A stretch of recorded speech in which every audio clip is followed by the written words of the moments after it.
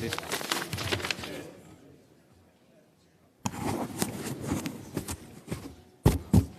Yeah, very good. Ladies and gentlemen, welcome to tonight's event with Martin Daunton from the University of Cambridge, where he was Professor of Economic History from 1997 to 2015, and where he continues as Professor Emeritus of Economic History. There is not that much difference. No. One gets rid of a little bit of teaching, and formally is no longer available for supervision and all that. But of course, informally, these things continue. As far as I can see, it is one of the professions where you can't really retire from. Right. It's like a sabbatical for the rest of your life. It's a sabbatical, yeah, which is perhaps mixed news, because it forces you to be productive. Anyway, among the many things he has done in his career, I notice the 1995 book at Oxford University Press on Progress and Poverty, The Economic History of Britain Between 1700 and 1850. Not that this is in any way our field. So yes, indeed. Among the more recent things, with an emphasis and a focus on material culture, I notice a book on the Royal Mail from 2015 at Bloomsbury, Housing the Workers from the same year. So you're clearly not retired, but went into emeritus status, not on a whim, but really with a bang, like two books in the same year. And now we are talking about his new book. You've seen it outside, The Economic Government of the World since 1933. Just fresh out of the press and available for purchase and signing. And as I'm kind of advertising it now, of course, I made sure beforehand that I get my cut and all that. Among the many honors he has had is, I just mentioned only one, which is to be president of the Royal History Society. So please, Martin, would you enlighten us a bit? Thank you. Yeah, thank you so much.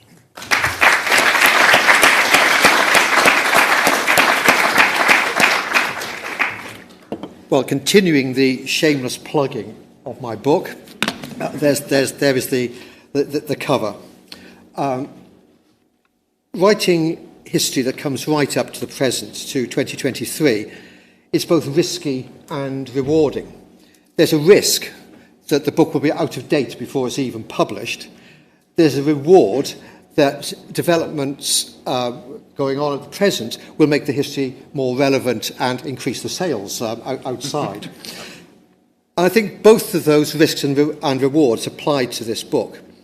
Shortly before it came out in May, in April, Jake Sullivan, the National Security Advisor to Joe Biden, delivered a major speech on renewing American economic leadership. And that speech led to a discussion over what that new leadership should be. Would it be a turn away from a commitment to multilateralism that marked American leadership after 1945 to a politer form of economic nationalism under Biden and under Trump? Or was that speech a pragmatic response that would balance domestic welfare with internationalism that had been undermined by the Washington Consensus? Now, I think that the questions around those debates around Sullivan are at the heart of this book. I think there were four major themes in the book, which I'll just briefly mention now. The first is how to balance economic nationalism with a concern for internationalism. That balance could go too far towards economic nationalism, as in the 1930s, or too far the other way to hyperglobalization at the turn of the 20th and 21st centuries. That's the first question. The second question is, what is the changing trade-off between different policy options within the trilemma of fixed or floating exchange rates, or free or controlled capital flows, or active and passive domestic monetary policy, to which I add a fourth point about free trade versus protectionism. What leads to the change in the trade-off between those different options? And thirdly, both of those issues connect with domestic politics within a number of countries, the power of different interest groups within changing social and economic structures, and the ability of politicians and economists to shape the discourse that defines the problem. And fourthly, there's the geopolitics of international economic relations, whose voice was heard at different times, and how did their balance change over time. Now, understanding the history of those four themes matters for our current debates. History is drawn upon for supposed lessons. For example, at the time of the global financial crisis, Ben Bernanke applied the failings, as he saw it, of the Federal Reserve's monetary policy after 1929 to what he would do as chair of the Fed after 2008-2009. But the thing I want to focus on today is the debates over the future being inflected with nostalgia for a supposedly golden age of the Bretton Woods system, when it is argued that a balance was achieved between domestic welfare and internationalism through international cooperation under benign American leadership, what Sullivan wants to return to. I want to focus upon that point. After the global financial crisis, there were frequent calls, including from Gordon Brown, for a return to Bretton Woods as an idealised era of global cooperation and domestic prosperity. For example, at the World Economic Conference Forum at Davos in December 2019, Klaus Schwab remarked, I quote, "We need a new framework for global cooperation in order to preserve peace." After the Second World War, leaders from across the globe came together to design a new set of institutional structures to enable the post-war world to collaborate towards building a shared future. As a matter of urgency, we must undertake the process again. So he's looking back to the Bretton Woods era, and we must repeat it. Now, I think that might be good political rhetoric, but it's poor history. The experience of Bretton Woods is not about an ideal of harmonious international institutions resolving disputes. It's about muddle, compromise, improvisation, and power politics.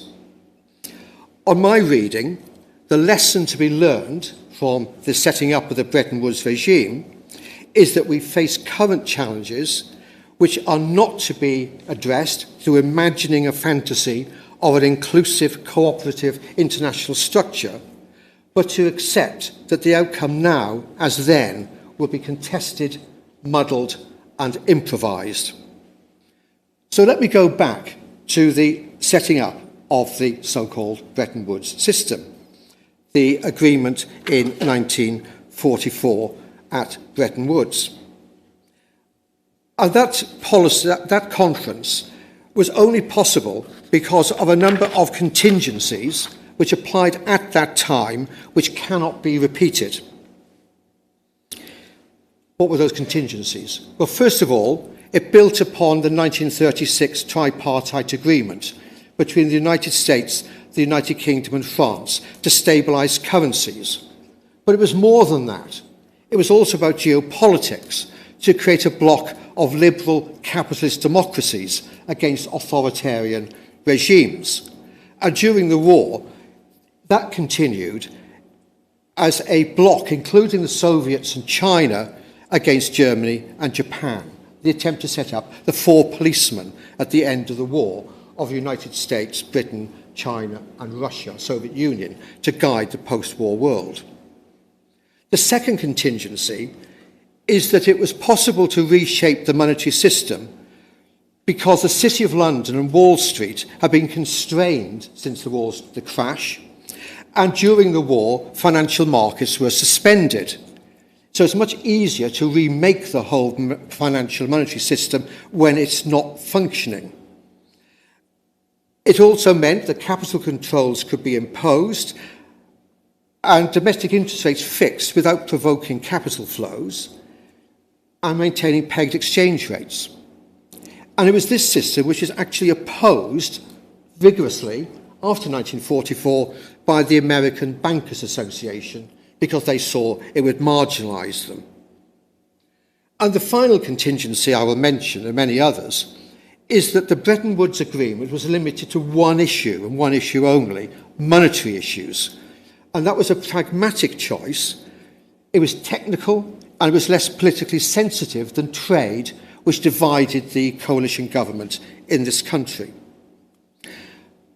However, this limitation led to resistance from other groups who thought that a wider approach was needed. They were marginalised and resentful. So I think we need to look at the way in which there was these marginalisation of other groups and how they tried to fight back. And at the one side, you have what are now called by Quinn Slobodian the Geneva Liberals, Hayek and Robbins, here, of course, at the LSE, as well as in Geneva at the League. They believed that a superior political power was needed to protect the global economy from the misuse of sovereignty by nation-states that would harm prosperity. To them, the economy was spontaneous and unknowable and should be allowed to work without interference within a framework of law that would guard what they called providential planlessness from planners who might use totalitarian methods of economic management. On the other hand, you have the view emerging at the League of Nations in the 1930s, which was called positive security. And this included economists like James Mead and nutritionists, people like John Boyd Orr, and here Stanley Melbourne Bruce, former Prime Minister of Australia, who was the chair of the League. His advisor was a man called Frank McDougall. They argued that they had to demonstrate that democratic countries can achieve for their people greater comfort and well-being than can the fascist and communist states. They wanted better pay, better conditions of labour, better nutrition. That would then stimulate purchasing power. That would end the depression. They linked their argument over nutrition with the argument of the International Labour Organization on pay and conditions. They wanted pensions, family allowances, distribution of food to the poorest. James Mead worked at the League of Nations in the late 1930s, and he wrote a book just as he was leaving there to come back to Britain called The Economic Basis for a Durable Peace. It called for international regulation of economies, control of commodity prices, international public works, coordination of national credit. Exactly what Hayek and Robbins disliked. Now, that view of positive security fed into two international meetings which were held prior to Bretton Woods, and this is where they were fought out. The first meeting was the Hot Springs Conference on Food and Agriculture in May to June 1943. And the eminence gris of that was John Boyd Orr, the great nutritional scientist. They wanted at this conference buffer stocks to stabilise prices of primary production, to raise consumption, to deal with malnutrition. They went far beyond monetary stability and multinational trade to remove global imbalances. Keynes thought this was mad, to try and fix this first. The second meeting was the International Labour Organization meeting at Philadelphia in April to May 1944. And the new charter of the ILO made a commitment to economic growth, full employment and higher standards of living. But above all, this is the point of Nugget Coombs, who did his PhD here at the LSE in the 1930s, the leader of the Australian delegation, which was to have the full employment of the resources of the world, building upon the work of McDougall. It was argued that this was necessary as a complement to Bretton Woods. You could only have stable exchanges and multilateral trade if you were confident that countries could take off tariff barriers and give up the weapon of exchange rates. It was also necessary if you were going to be linked to the American economy in a multilateral world economy, that the American economy, which they said was highly cyclical, became committed to full employment. So at Bretton Woods, these voices were attempted to be inserted into the debates. They were pushed back. But after the war, they came back again in the debates over the International Trade Organization. At Philadelphia, it was agreed that when trade was talked about after the war, it should also talk about employment. And that conference on trade and employment was held at Geneva and Havana in 1947 to 48. The idea was to establish an international trade organisation which would set out rules for both trade and employment. Not something the Americans necessarily wanted. They wanted multilateral trade to create an open multilateral economy which would itself create growth. So they argued you didn't need to focus upon employment. Employment would follow. Others argued, like Coombs and Mead, that full employment was a precondition for taking away trade barriers and having fixed, pegged exchange rates. Otto Clarke, a leading figure at the British Treasury, said that without a commitment to full employment, the International Trade Organization would grossly hinder individual countries from pursuing an internal full employment policy, and we tie ourselves up to the highly peripatetic US economy. So there's a debate, contestation over what is meant by multilateralism. More than that, the less developed countries wanted to go further. The Indian delegation said that we want to have protection of infant industries, and that means that Britain will have to have unemployment for us to have a development of our industries, not something, of course, that went down very well within the Labour government at the time. The Latin Americans wanted dignified existence for workers and ending of sweating of labour, of substandard conditions in export industries. They also wanted the profits from natural resources to go to the country itself, the workers in the country, the citizens, and not to foreigners. So this has opened up Pandora's box of all other sorts of debates. Will Clayton, the leader of the American delegation, was in serious problem. He wanted to get agreement to the Charter, but to do that he had to give in to these voices in Havana. He was playing a two-level game. In winning that game, he lost support on Capitol Hill. So the International Trade Organization never happened. What you have instead is a general agreement on tariffs and trade of 1947. So the creation of the IMF in 1944 and GATT in 1947 reflected, as I said, compromise, conflict, improvisation, rather than a coherent plan. It also reflected miscalculations by the Americans about the transition after the war. The Americans believed at Bretton Woods the transition would be very quick. Within a year, you'd be back to freely floating pegged exchange rates and convertibility. But when Clayton came to Europe in May 1947, he realised that that was not going to happen. America needed to give aid to Europe, and Europe needed a customs union to create what he called a strong, integrated Europe, in place of, he said, highly divided, nationalistic, and autarkic series of economies. And his plea was one of the background features for the Marshall Plan. But he was immediately accused of being confused. He's arguing for multilateral trade.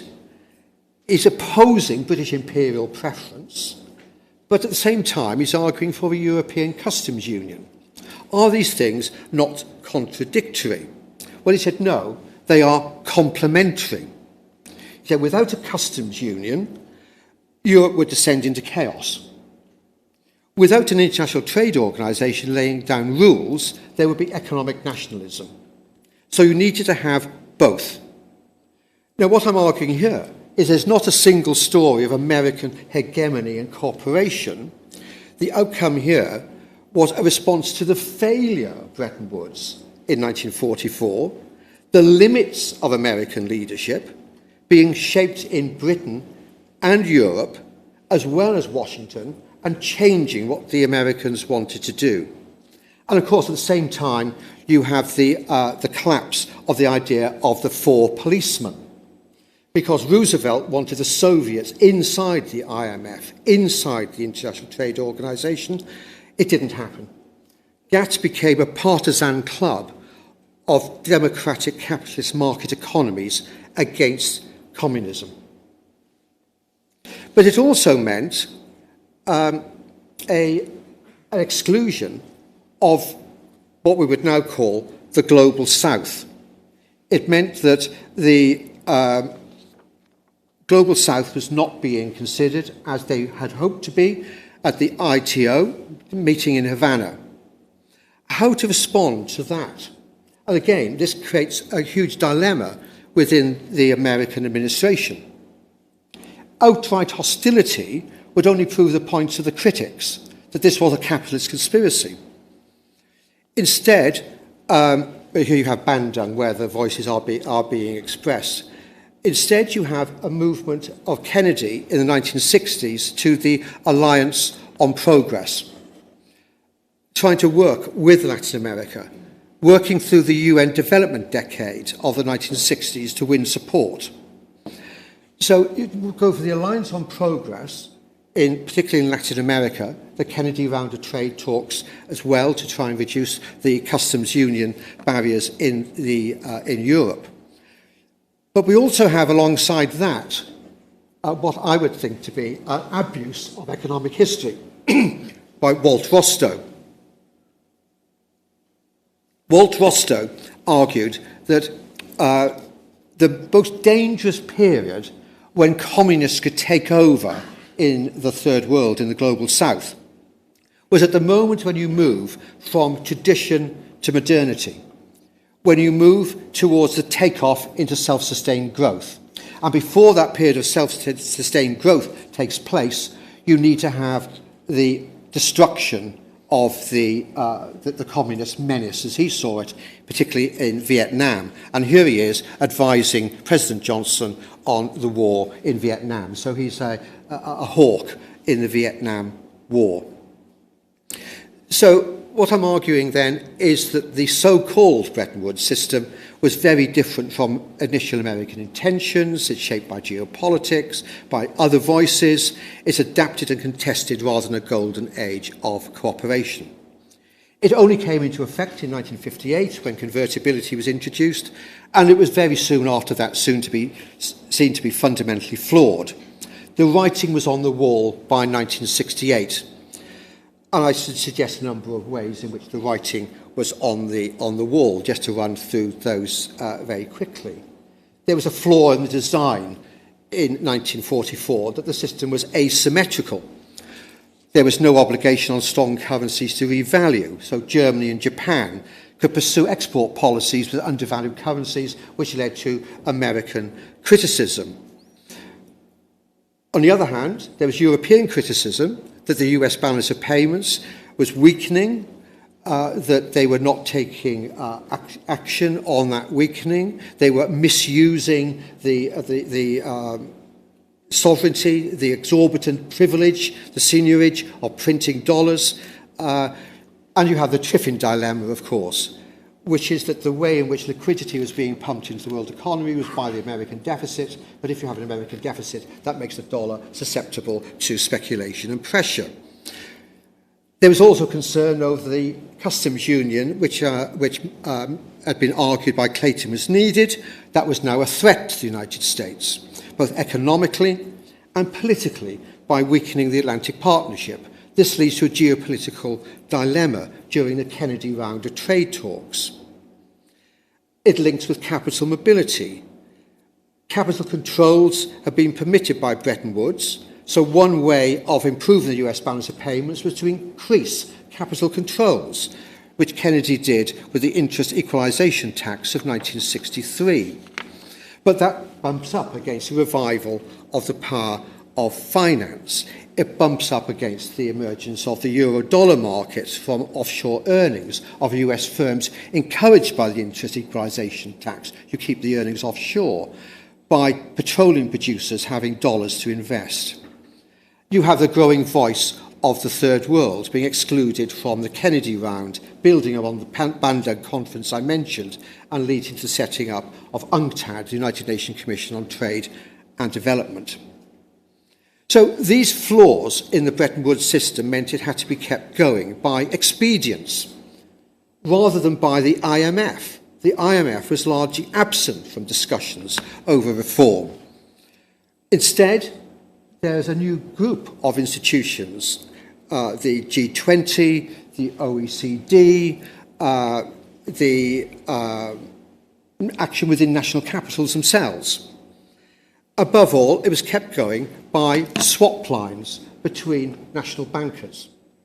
The whole argument at Bretton Woods of Morgenthau, the Secretary of the Treasury, was to get rid of central bankers, to remove them from what he called the temple of high finance. But here they are actually running, as Catherine Schenk has shown, the swap lines through the central banks working with the Bank of International Settlements, which was meant to have been abolished at the Bretton Woods conference. So Bretton Woods doesn't explain growth after the war.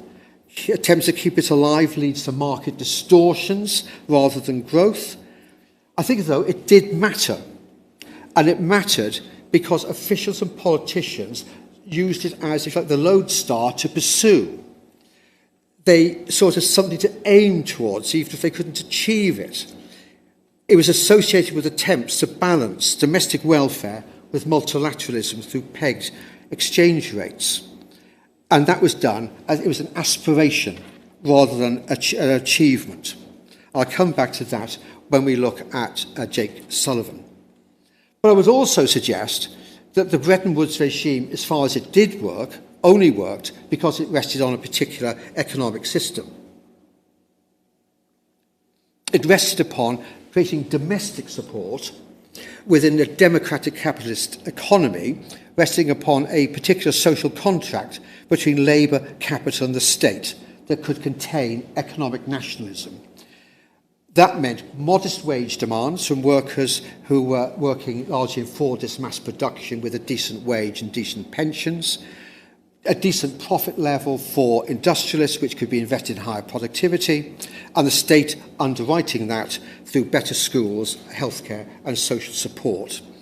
It was a system which could only work as long as you had that Fordist mass production, which gave workers without formal education in many cases decent wages and stable wages.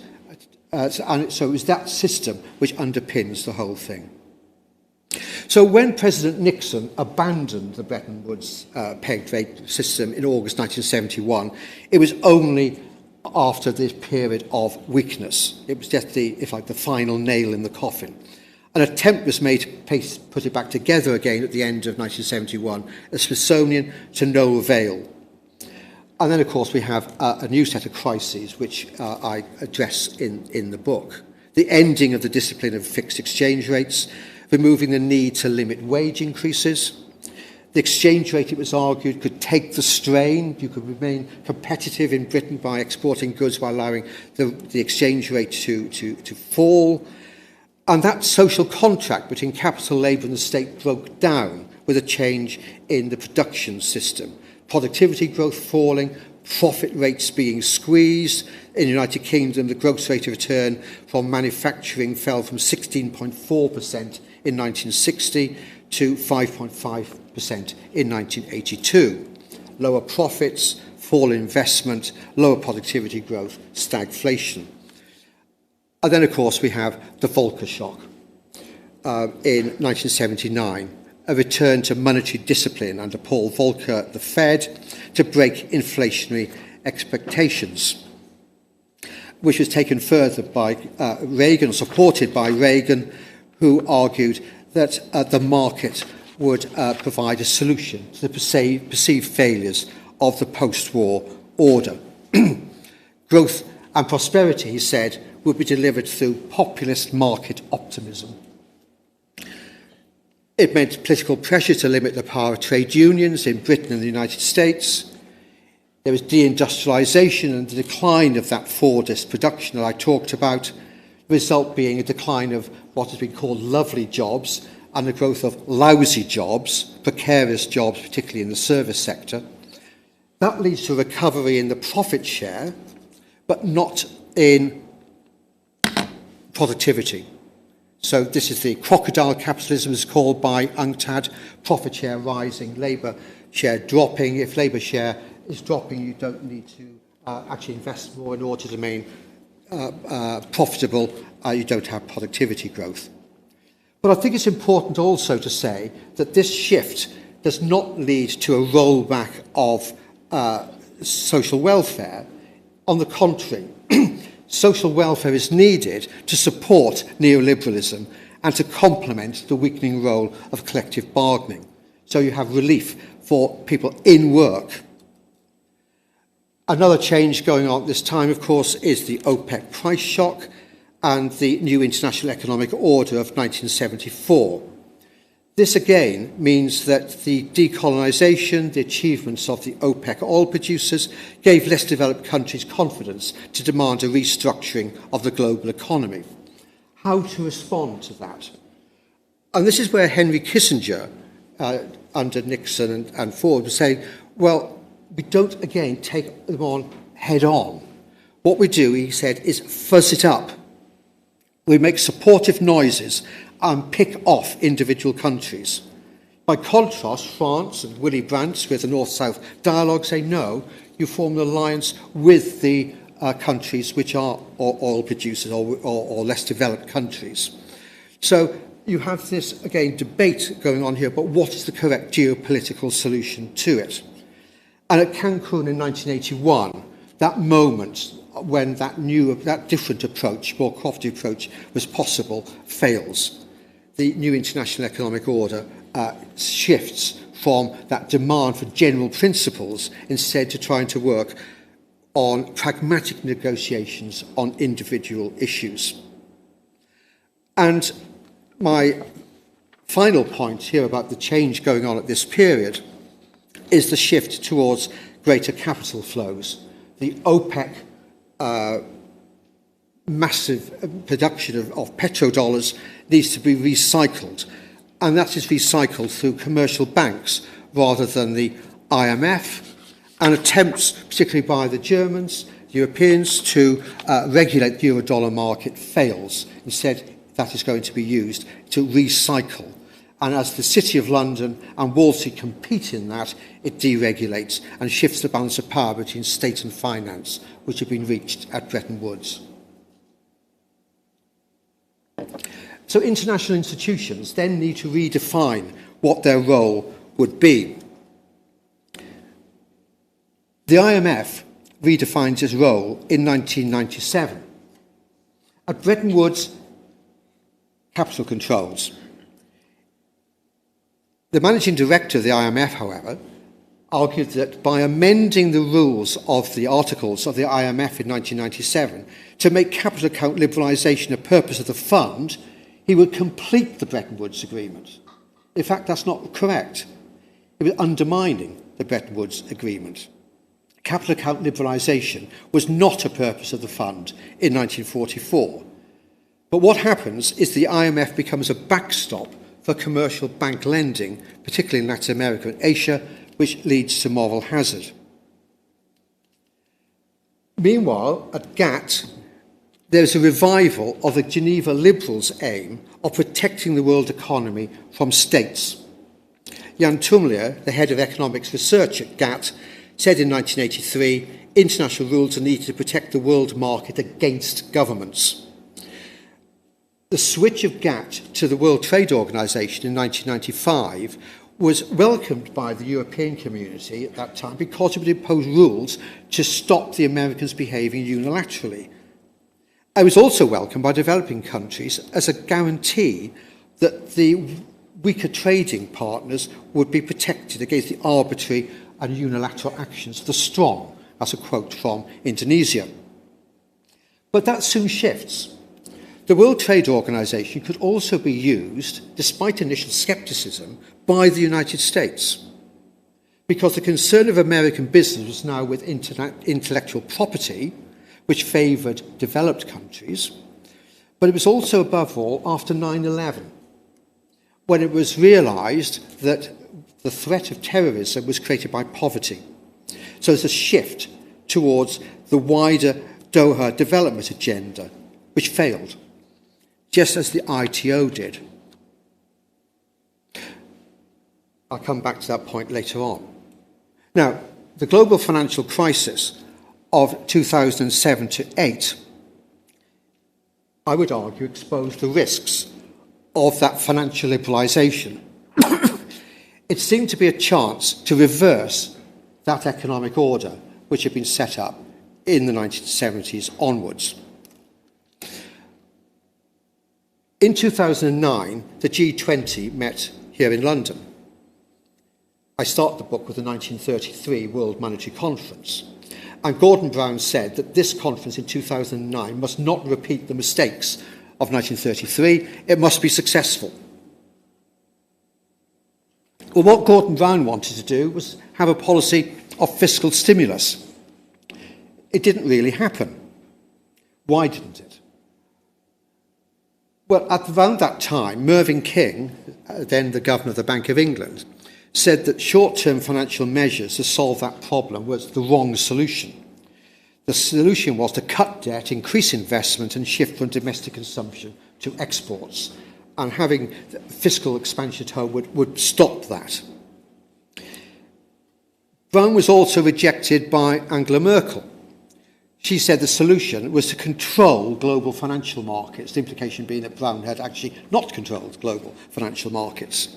And in that argument, she was influenced by domestic electoral considerations within Germany.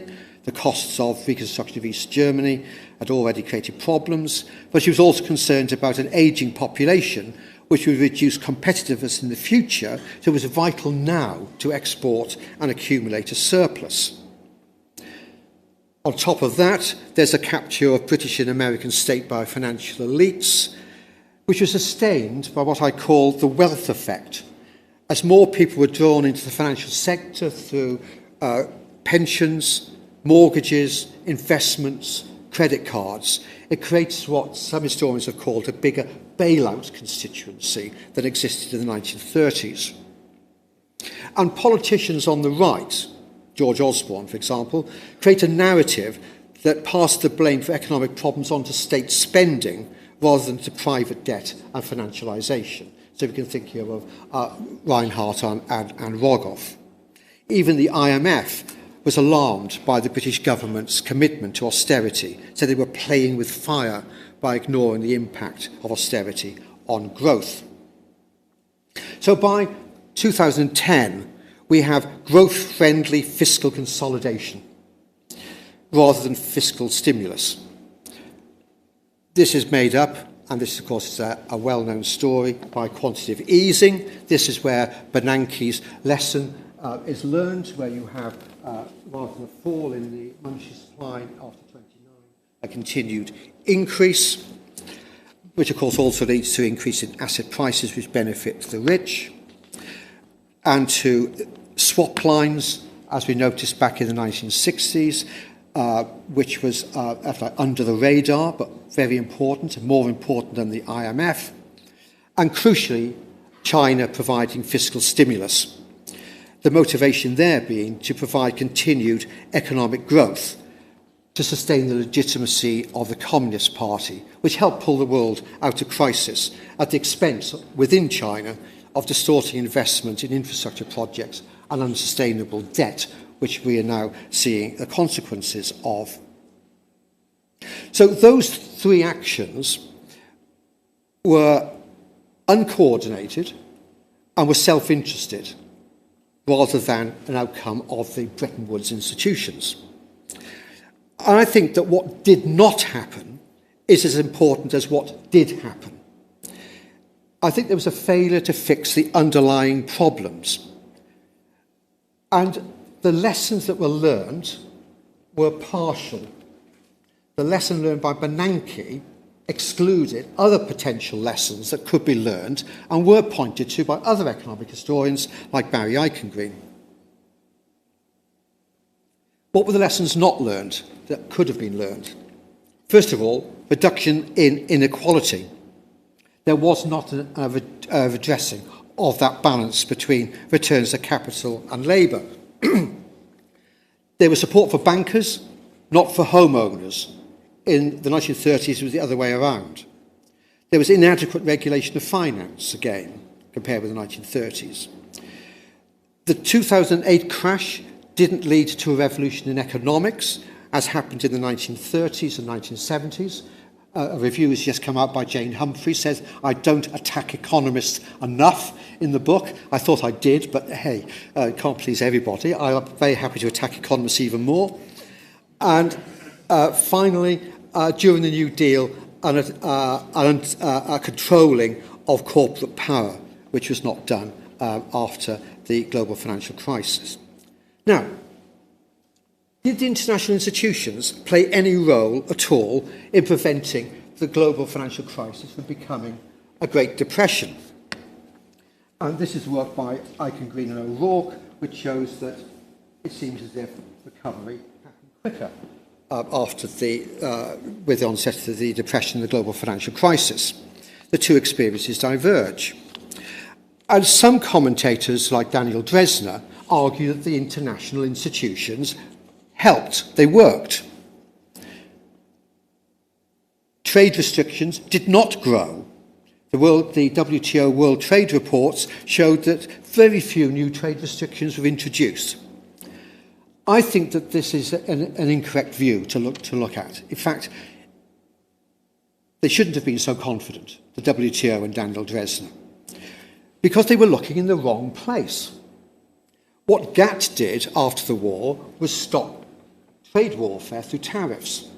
What the Uruguay round of GATT talks did later on was prevent the use of non-trade barriers. What happened after the global financial crisis was a use of subsidies. The WTO didn't even bother to record subsidies, but an independent global trade alert report found that in 2019, 62% of global trade was covered by subsidies, and that it more than tripled over the previous decade. So, was it really the case that the institutions worked? Well, as we saw, the prevention of the Depression was not helped, really, by those institutions. It happened despite them. Now, this takes me to Sullivan. Where now? Sullivan starts from the assumption that after the Second World War, the United States, and I quote, led a fragmented world to build a new international economic order. Well, what I've been saying is, no, it didn't. The United States was not hegemonic. It was all much more complicated than that. And what he wants, he says, is a return to the core belief we first championed 80 years ago, that America should be at the heart of a vibrant international financial system that enables partners around the world to reduce poverty and enhance shared prosperity. I think, again, that is a rather Panglossian view of what happened after the Second World War. He wants a modern industrial innovation strategy, investing in sectors foundational to growth and security. In fact, what he wants is subsidies. He wants to subsidise a green transition, the Inflation Reduction Act. He says that it's not just about domestic autarky, but to work with other countries. But he doesn't actually say very much about how that would be done. In fact, what he stresses all the time, in order to build a domestic coalition of support, is attacking China. using this as a counter to the Belt and Road Initiative. So he's not really developing an international agenda, and Biden is just really a polite form of Trump, in a sense, going for a national view. So how should we view Sullivan and Bidenomics? It's criticised from the right as an inefficient abandonment of market logic. It's criticised on the progressive left as another triumph of neoliberalism, which is simply de-risking private investment through public-private partnerships. And both of them might well criticise it as leading to economic nationalism. I'm going to be, perhaps unusually, more nuanced and optimistic about this and say we shouldn't necessarily attack this. We should accept what I've been saying throughout. What is practicable? What is pragmatic within the existing state of politics? And that's what I will move to in my concluding remarks. And I'm really here speaking as one with Adam Tooze, who reviewed my book, and he said, I think we're arguing on the same sort of lines here. We've got to understand what Biden is doing, not in terms of what's happening within the European Union, where you have 27 different states needing rules to coordinate their own interrelationships. That's the politics in the European Union. The politics in the United States is horse trading in Senate to try and get Joe Manchin of West Virginia on side and to wing swing states in Ohio and Michigan, and also to get buy-in from corporate energy business. So we've got to understand what is feasible. The Inflation Reduction Act is not perfect, but it's better than nothing. US politics means there's very little room for anything else. So we need to closely analyse, interrogate American domestic politics, as I was trying to do for that earlier period. What I would argue for is a polycentric approach, what I call in the book messy multilateralism, flexible networks that recognise state sovereignty and build agreements between willing partners rather than trying to go for an inclusive approach through international institutions. This is a view that the Deputy Prime Minister of Singapore and Chair of the G20 Group on Global Finance put forward in 2018. We're in a world that is more multipolar, he said, multipolar, more decentralised in decision-making, and yet more interconnected. So what we need is collaboration in a variety of venues in response to specific problems. And it's a line which is taken by Eleanor Ostrom, what she calls a polycentric approach. Rather than trying to start from the top about talking about BRICS or G20 or the IMF, start where collective action is possible. Start at all levels. So a single government unit for the global level is too complex. Too many sectors, too many interests.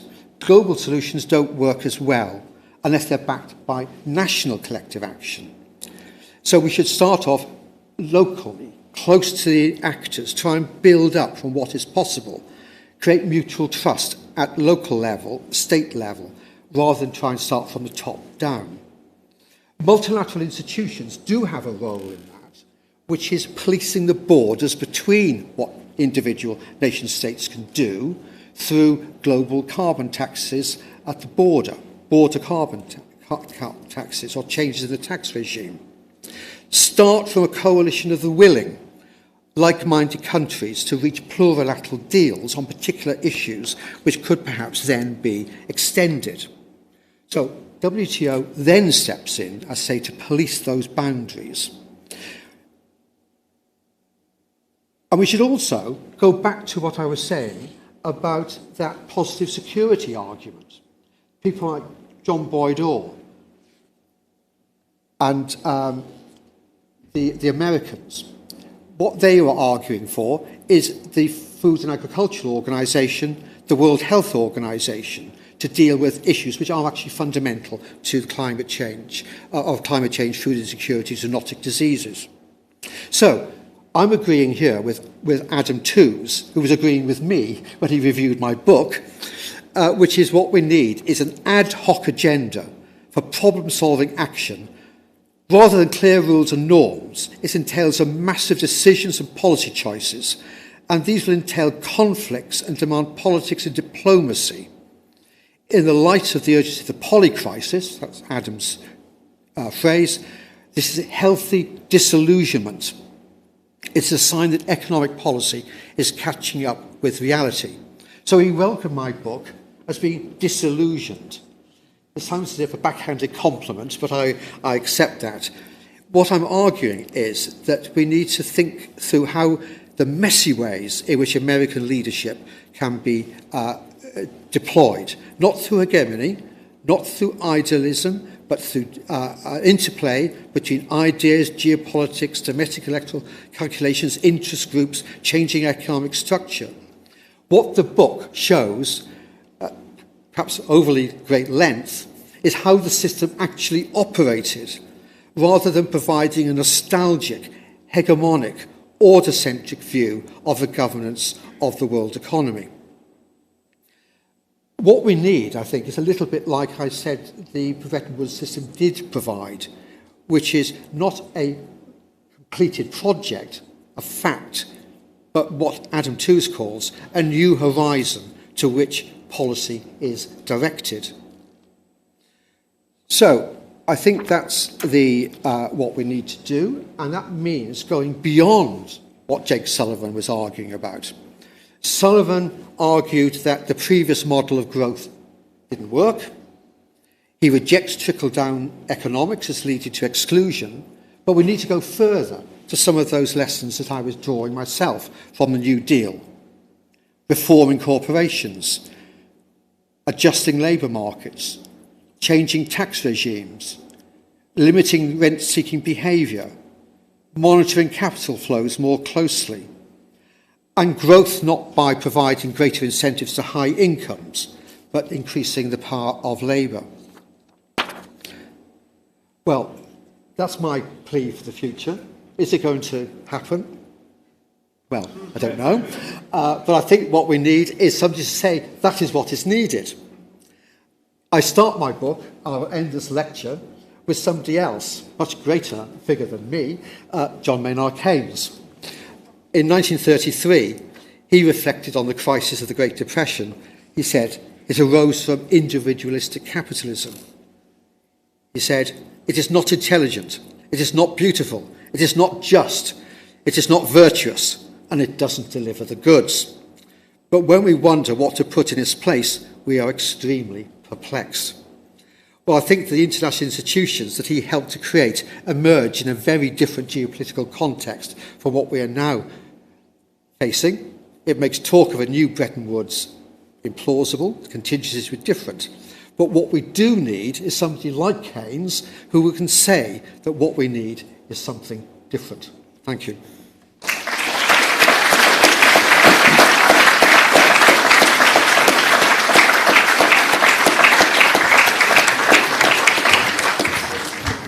Thank you so very much. Before we start collecting suitable questions, let me come up with an unsuitable observation, which is you mentioned John Maynard Keynes just 2 times. At the very end and near the beginning, and that is fascinating to me, as quite clearly the Bretton Woods era would be difficult to imagine without Keynes. And yet it seems to me significant that Keynes doesn't get much mention when it comes to the practical policies. Maybe you would like to elaborate, because I'm sure there's a reason why you did. Well, he gets a lot more mention in the book. Of course, a lot of discussion about him and White. But he doesn't necessarily come out of it as a hero, if you like. I'm a great admirer of John Maynard Keynes, of course. How not to be living in Cambridge. But if we think about Bretton Woods at the conference, one of the big issues there was the sterling balances. And the Indian delegation are saying, we want to have sterling balances repaid so we can use that money in a lump sum for development. Oh, yes, says Keynes. Yes, trust me, I'll make sure that happens. Did it happen? No, of course it didn't. He goes back to London, he writes an article saying, oh, we can forget about that. So I think that in some ways he was protecting British interests and he wasn't looking at these wider issues. Mm-hmm. When Roosevelt called that conference at Hot Springs, which Lionel Robbins from the LSE attended, Lionel Robbins said, it's very easy to have great ideas sitting in a luxury hotel with all expenses paid. And Keynes said, yeah, he said, this is just crazy. Does Roosevelt really think that we're going to solve the problems of the world economy by starting talking about food, malnutrition, poverty?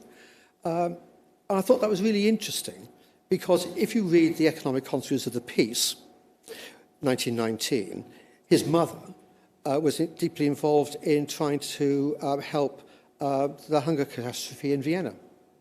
And he says that in the book, that if you're going to have peace, you've got to solve problems of malnutrition. Mm-hmm. So I think that there's an interesting set of issues there about how Keynes was viewing these issues at the end of the war. White was more interested in development issues than Keynes was. You could say, taking from my lecture, well, Keynes was right. He was being pragmatic. He was starting with what could work. So, that would be the justification. Okay, I could say a lot more about Keynes. Yeah, I'll stop there. Absolutely. Economic consequences of the peace, don't get me started. Absolutely. No, okay. Yeah, but please, questions from the audience, questions also on the online question answer system. Who would like to? Yes, please. Yep, it's you. Hmm? In 1919, the US created the League of Nations. So I'm hard of hearing. There's a microphone coming. Hello, can you hear me? Yes, it's better. In 1919, the US created the League of Nations, for which it removed itself. And then in the Bretton Woods, Keynes, as you mentioned, was not necessarily a hero. He was dismissed by Morgenthau. And then if you come into the World War era, lots of tariffs, lots of protectionist measures in the US.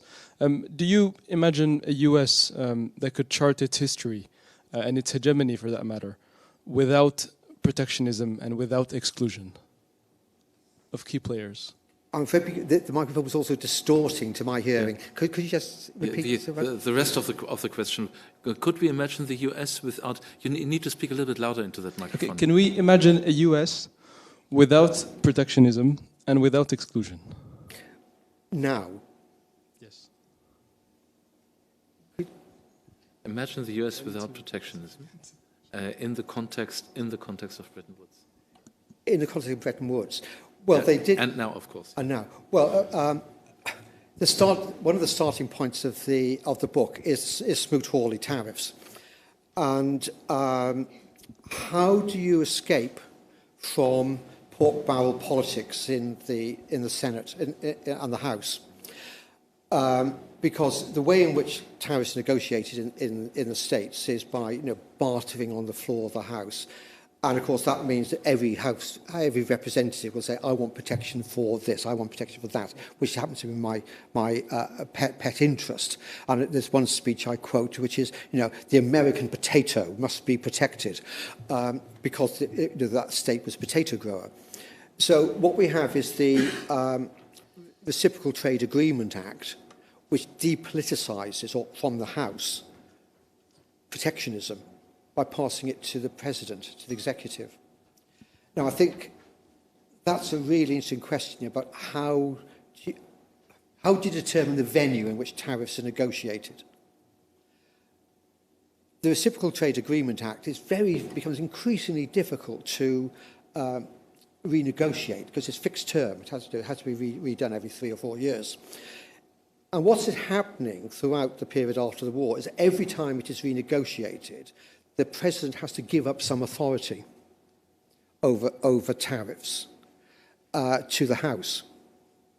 So you have to be able to say, if you provide open markets in this area, then you've got to provide support for textiles in Massachusetts, for example, or in South Carolina, or you have the WTO, you have to have the right of a number of retired judges to sit in judgment over the WTO decisions. I think what we've gone is a long way along that line. I think what we've got happening now, I hope this is answering your question, which I couldn't quite hear because of my bad hearing, is the way in which Roosevelt had executive authority over tariffs being lost. But also at the same time, perhaps a decision by the president that perhaps he wants to use tariffs, like Trump did, against China for geopolitical reasons. So I think it's going to be very difficult to imagine that we'll go back to the multilateral world economy as was wanted after the Second World War. Professor Walters. Hi. Thank you. Thank you very much for your lecture. I wanted to ask, can you hear me? Is this clear enough? Let me just check. Sorry? Can you hear me? Not really. I think you need to kind of point it. Can you? Yeah. Can you hear me now? Yeah, that's better. Okay, that's better. I was really struck by the start and the end of the lecture, which I thought was really interesting, because you started by criticizing the American politician you cited, I forget his name, for overstating the degree to which the Bretton Woods system was an economic government. And you emphasized how messy and complex it was. So I wanted to ask, I mean, at the end you called for a messy multilateralism in the future. So is this a difference in degree or in kind from what we've had for the last 80 years? And if it's a degree in difference, is it more that you think that the politics of how you present economic government may have changed, that it may be that the argument for a smaller scale, incremental steps might work better for some reason than trying to present a system? So I'd be interested in those 2 points. Yeah, I'm struggling myself to work out what will work. I said, we're perplexed. I took part in a discussion with some other economic historians at the Department for Business and Trade recently. And one of the participants there from the LSE, not an economic historian, but a political scientist, said, well, there were different options here. Do we go for a completely inclusive approach by trying to rebuild multilateral institutions? And sometimes you get voices saying that in the Financial Times. To which my answer is no. That's not the best solution. I think there could be policemen at the boundaries. Do you go for coalitions of the willing, which then excludes certain people? Well, that's the problem which I was talking about back in the 1950s and 60s. You can't exclude the third world. Do you end up with blocks? Well, this is the risk now of BRICS as against the G20. But I think both of those are completely divided anyway. They're not going to hold together anyway. So I don't think any of those solutions are going to work. Some of those solutions did work in the past, because the G20 was a bloc which could work at certain times. GATT was a democratic capitalist bloc which could work because you had an obvious alternative of state trading countries which are not integrated. But now you've got the issue that the Chinese economy is both the geopolitical threat, as it's seen by the Americans, and integrated into the economy. So that's somewhat different. So you see, I'm struggling to see what the best solution is. I was arguing for the Elinor Ostrom approach, where you try to build together trust and collective action at whatever level you can. But that's difficult even at the local level, when you've got all the debates over, ULEZ and so on and so forth. So what I think I'm arguing for is somebody to come up with a convincing set of discourse or narrative story to say that we shouldn't be individualistic, we should be collective. And I don't see the Labour Party saying that as loudly as I would like. The last lecture I think that was given in this slot was by the late lamented Nick Crafts, Play It Again, Clem. Well, I think perhaps if you listen to, as I do in my sad moments, listen to Clement Attlee on YouTube, speeches in 1945, he is talking, I know it's sad, he's talking about that collective responsibility action. And I think that's what we need. We need to start from that story, and the international institutions can be part of that, but don't let's over-idealise them.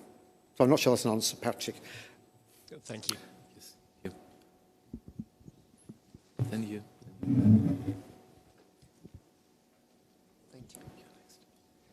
I wanted to ask you about the role of the Federal Reserve.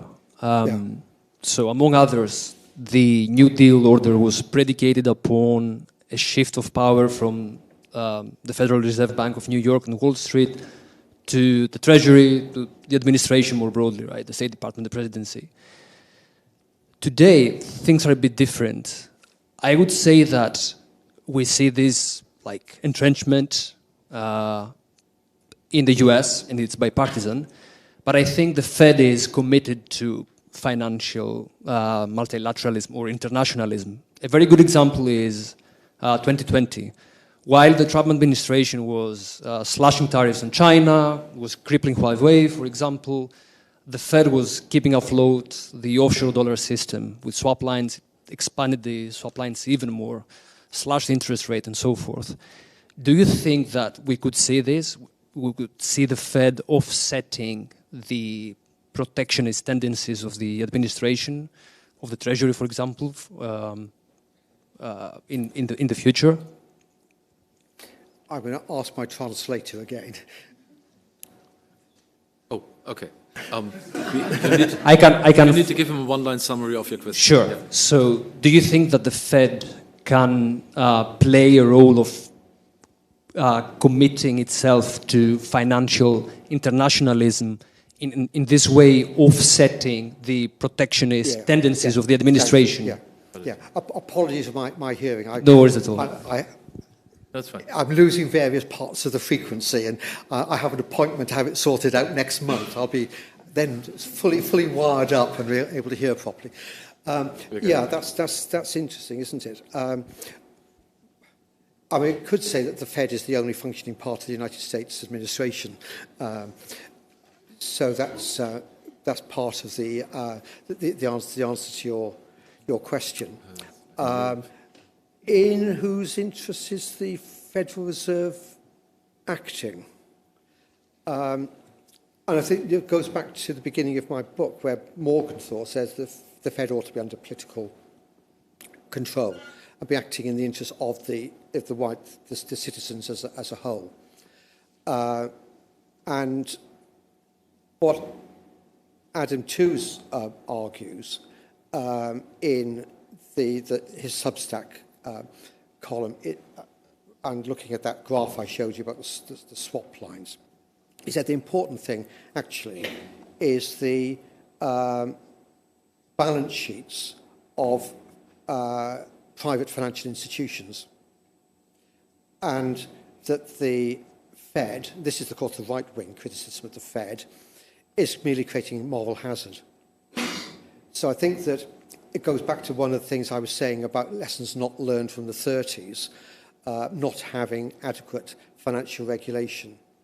I think it's a point which was made at the IMF, I think by Christine Lagarde, which is that the IMF made a mistake at only looking at net flows and not gross flows. And that is deeply destabilising.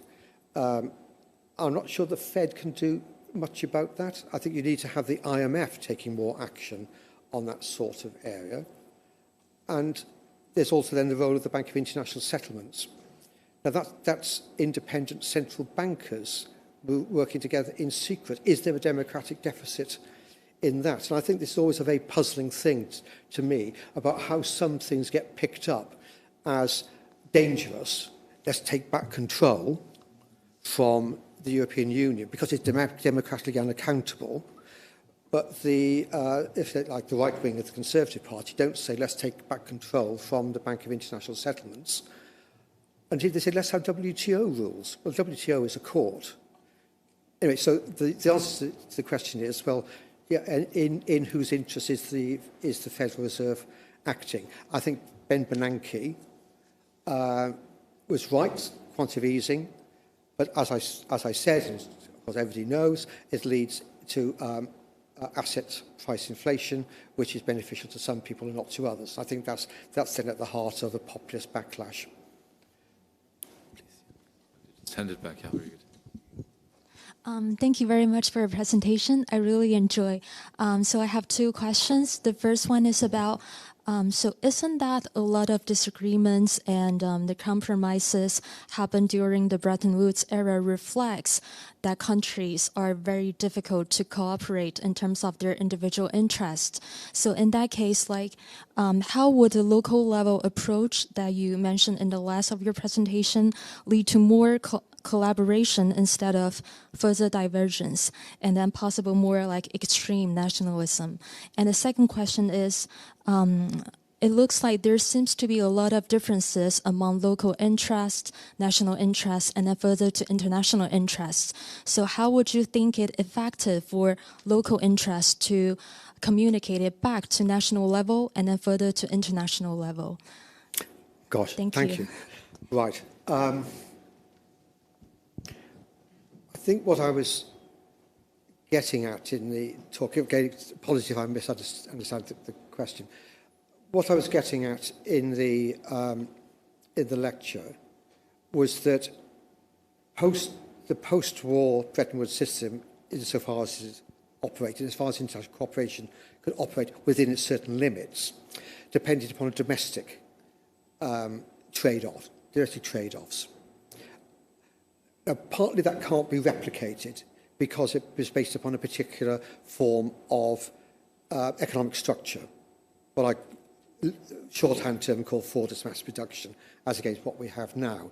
And it's that sort of capitalism without capital argument about the nature of the labour market now that people like Jim Tomlinson and so on have been talking about.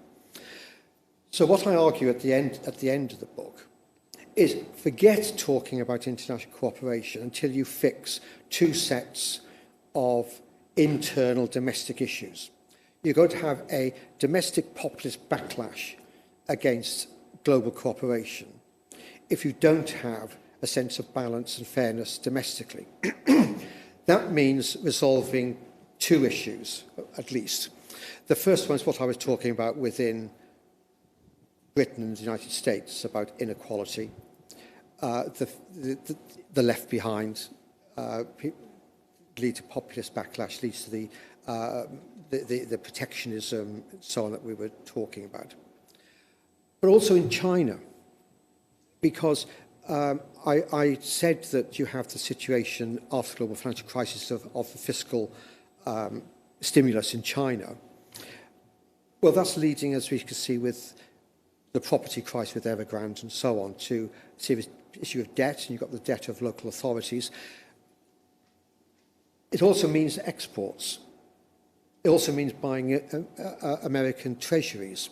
So if you're going to create an ability to have more cooperation in the international economy, you've got to first of all solve those two sets of problems in the internal domestic economies, with a point made by Klein and Pettis, and trade wars or class wars, which I very much buy into. Now, how are you going to get both of those very different societies to take action on that, fixing the domestic issues, which would create the ability to cooperate internationally?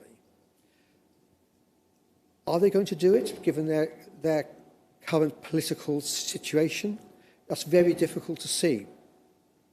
Now, of course, the story which I've not told, which I did conclude a lecture at an earlier stage when I was trying to write the book, so I gave in Melbourne, is that a few years after 1933, there was a world war. I wouldn't bank on there not being another major war. That's the gloomy prognosis that comes through my mind all the time. Very good. Now, I noticed that it's that we're getting more and more questions. Before I take the next question from the floor, I have two questions from the internet, and let me bundle them a little bit. Right. So kind of make them concise, and you just pick what you want to answer to. Perhaps also a little bit concise, because I'm already mindful of the clock that is ticking. The first one is Bernd Bakker, who asks how new economic theories that were introduced or invented during that period changed the way in which politicians or negotiators behaved in international trade and finance. Whether you have examples of something. The second question is almost more like a criticism, which is that it's nice to have a Polish-centric view, but at the same time, there is, of course, a geopolitical hierarchy. Obviously, some parties are a little bit more powerful than others. Sure. And there the question is basically whether international institutions could basically play a role in changing the relative bargaining power of the big versus the small, of the North versus the global South. So one was about the theories that how they shaped and changed and influenced action. The other one is about the global South and its voice. Gosh, those are both really good questions, which could take a long time to answer. Okay, one-line summaries. One at a time. First of all, the role of economic ideas. Well, of course, excuse me, that's important in... God, not only my hearing go, my voice. That's important in what I was saying about the Geneva liberals, the Hayeks, the Robbins and so on, as against Mead and others. I think that's a really important issue. Hayek and Robbins lost that argument in the 1930s and 40s. The Mead, I suppose, pretty crudely, won. And I think it's interesting the way in which the people in that sort of area move in from the League, move into the IMF. The IMF is not doing what Hayek and the Genevan liberals wanted, which was to control nation states, because the Bretton Woods institutions are about nation states. It's about the IMF gives votes to the United States and Britain above all. So it's about that power. But then I think I argue, I can't remember my own argument, that by the 1970s, that Bretton Woods generation of Keynesian economists, call them that loosely, are retiring, and you get a different set of economists coming in. And you also get the return of some of those Genevan liberals I talked about, like Tumler, coming into the World Trade Organization.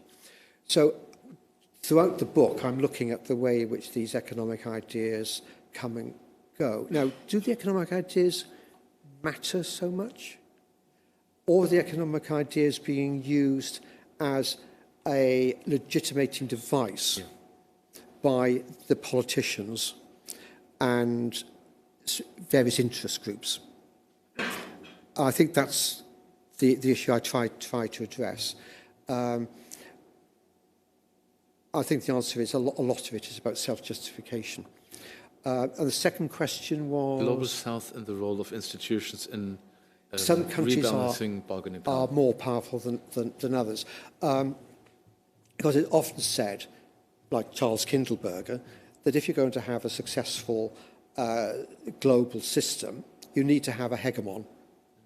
You all know the argument. I'm sure that the system worked before 1914 because Britain was a hegemon. In the interwar period, it doesn't work because there is no hegemon, and everybody is squabbling, the French, the British, the Americans. And then after this Second World War, there is then a hegemon.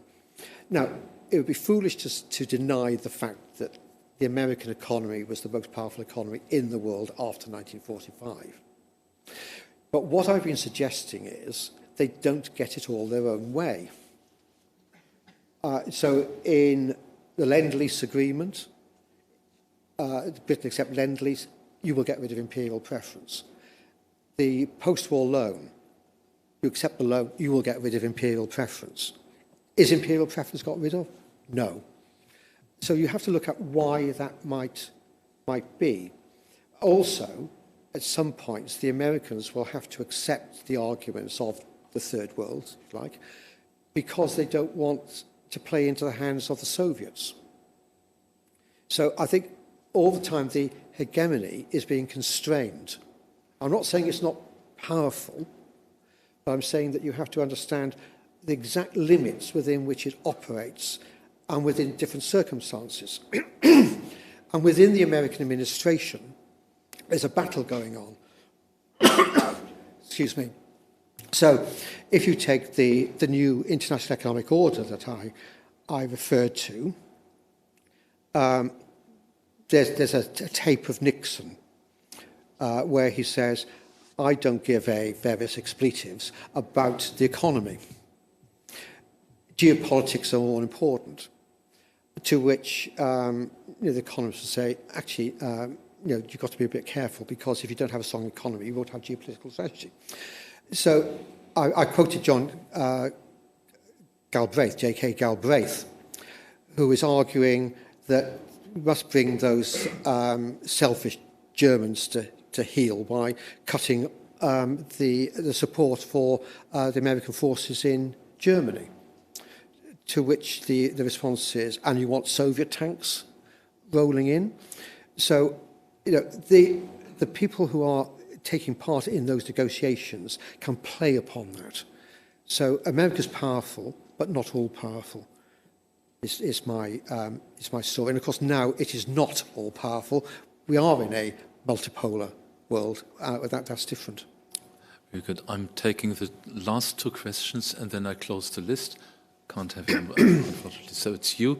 And then it's you. I will bundle that. Please keep it short and keep it loud. Okay? Yeah, that's good. No, the microphone is relevant. Sorry, you might lose your voice over this question. It's a tricky one. You referenced the fact that you hadn't written, or the threat of writing history up to the present date. You're very difficult to understand. The microphone has a strange characteristic. It needs to be right in front of your mouth. Is that better?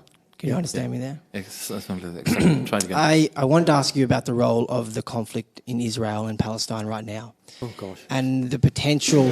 Thank you. The potential ramifications that will have on US legitimacy and the breakdown in multinational relations between Muslim and non-Muslim economies. That is a difficult question. And can we take your question also right away, and then you answer to both questions in one go, and then it will be slowly time to wrap it up. Thank you very much. Quick question from me. Could you say, building on this theme of global South exclusion, can you hear me okay? The mic needs to be almost close to the lips, otherwise it doesn't work. Like this. Yep.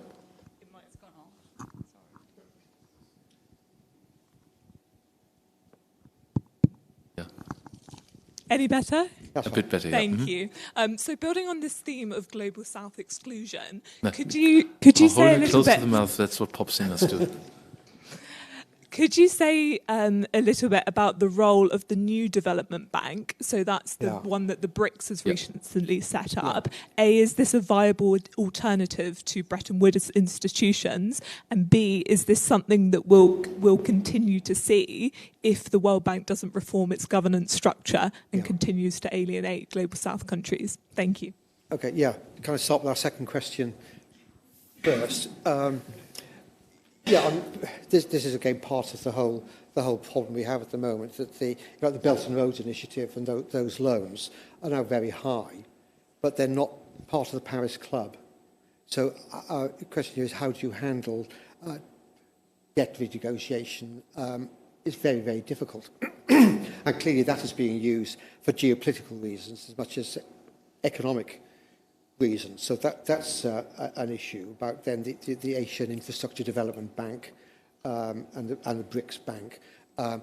The Americans seem to be arguing for a remaking of the development banks, which are, if like, within the sort of World Bank remit, the Latin American Development Bank, the Asian Development Bank. So there's a bit of an argument going on there.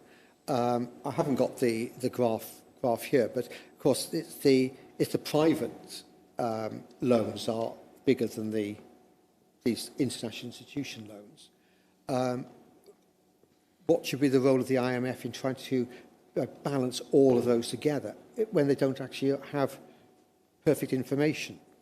So I think that there's a whole set of issues around that, and the loans are being used, as I said, for geopolitical as much as purely economic reasons. So that also links in with what we were talking about earlier on. I think there's a real serious issue about indebtedness in the emerging markets. And if you add that to what I was referring to as the problem within China, the savings rate in China is very, very high. I can't remember what it's about 40% or something. Where does it find outlets for that? So I think that is a potentially very worrying, destabilising factor, both within the Chinese economy and within the international economy. Can the IMF resolve that? Well, I don't know. So again, I'm painting a rather gloomy picture there. I don't know if you agree with that or not, or you see more optimism with the BRICS Bank coming in. And what we're talking about optimism, the issue about what the war conflict between Israel and the Gaza Strip might lead to. I think that's a really big issue. What I see happening, and this is where I could start to become very gloomy, is like the 1930s, the starting of conflicting power blocks. I noticed I think it was in the FT, just as I was coming in, a story that Hamas delegations just gone to Russia, to Moscow. Clearly China and Russia are forming an alliance with North Korea. I think that this is the space that I really want to be very concerned about, is these growing geopolitical divides. And this is where the lessons of history really come in, because there I'm talking about the 1930s. Of course, the 1930s is very, very different. As being one potential scenario, the other one that I often used to refer to 5 years ago, is I saw more similarities with 1914. Who knew where the next conflict might come from? The Cold War was two stable power blocks, if you like, whereas 1914 it could be coming from anywhere. Now, my final remark is that I was hinting there, be very careful what lessons you learn from history. It was pointed out by Harold James, who obviously counts, that I 3 times cite Paul Kennedy, saying that in 2008, the world was very different from the World Economic Conference in 1933 because there were no major geopolitical conflicts. Hey. That has changed a little bit.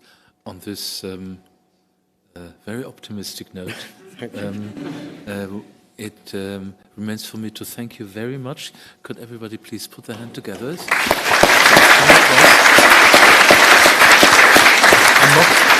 I'm not finished yet. I would also thank the Economic History Alumni Association for their support of this event and for their support generally, and advertise not just the book, but also our alumni board for future membership. Those of you who are going through the school, when you kind of rise up the ranks, make careers, don't forget the department, and don't forget to join the alumni board and kind of give back to not just the department, that's not the point, but really to future students and help making events like this one tonight possible. Thank you so very much.